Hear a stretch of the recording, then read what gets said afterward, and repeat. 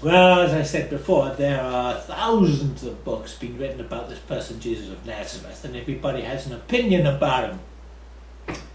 And I have studied and I have worked through, but the important difference between my preparation for this book and what I read in so many books is many books are written from the point of view of summarizing what other people have thought about this person of Jesus of Nazareth. I have gone back to the text and sought for the person of Nazareth to speak, as it were, for himself.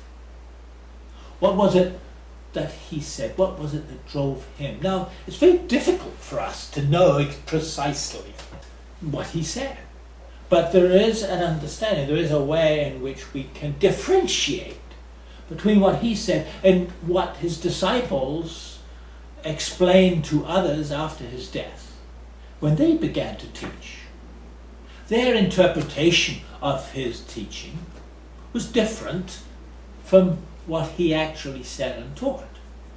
Well, we understand that. You go to any church and listen to any sermon, and that is what you will hear, the interpretation of his teaching.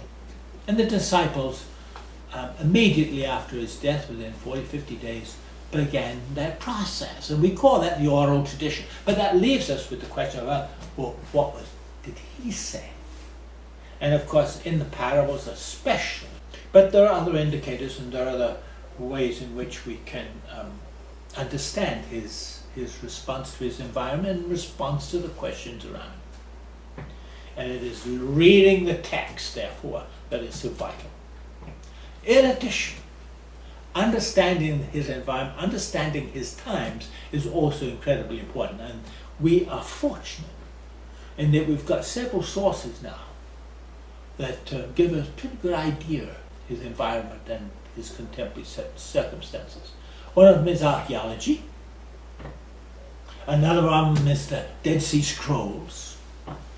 And of course the third one is historic references we find in Josephus and other writers. So although these may not be specific to him, and they, for example, the Dead Sea Scrolls don't mention Jesus of Nazareth, but they do give a tremendous amount of background to the expectations and hopes of people around him.